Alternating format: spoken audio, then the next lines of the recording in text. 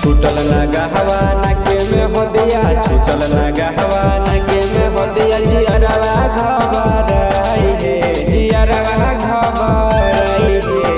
बोला बोलो सजनवा सखी विदेशवा चल जाए रे।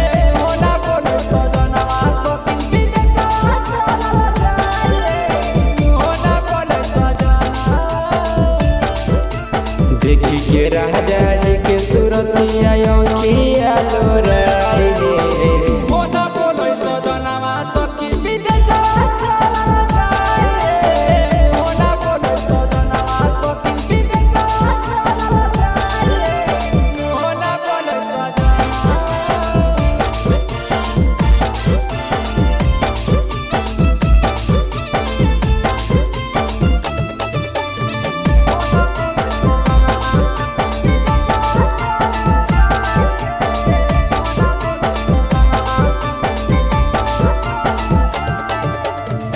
चुपचाप राजा रहे कुछो न बताई बोलो है नहीं को बोली नजरियो नहीं मिला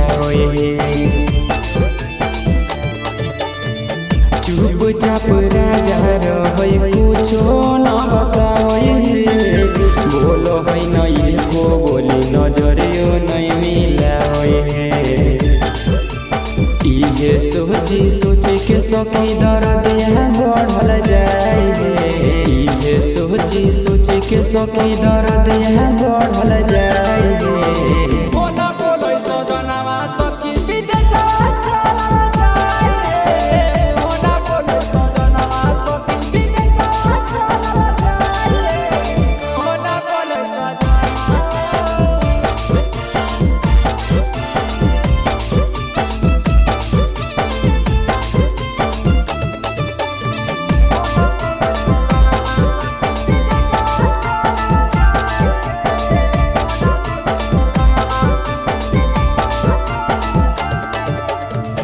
ठीको से न कैलियै सखी दिलावा के बात है।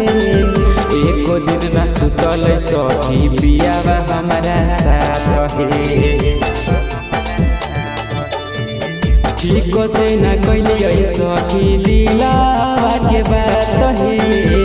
एको दिन न सुतल सखी पियावा हमारा साथ है।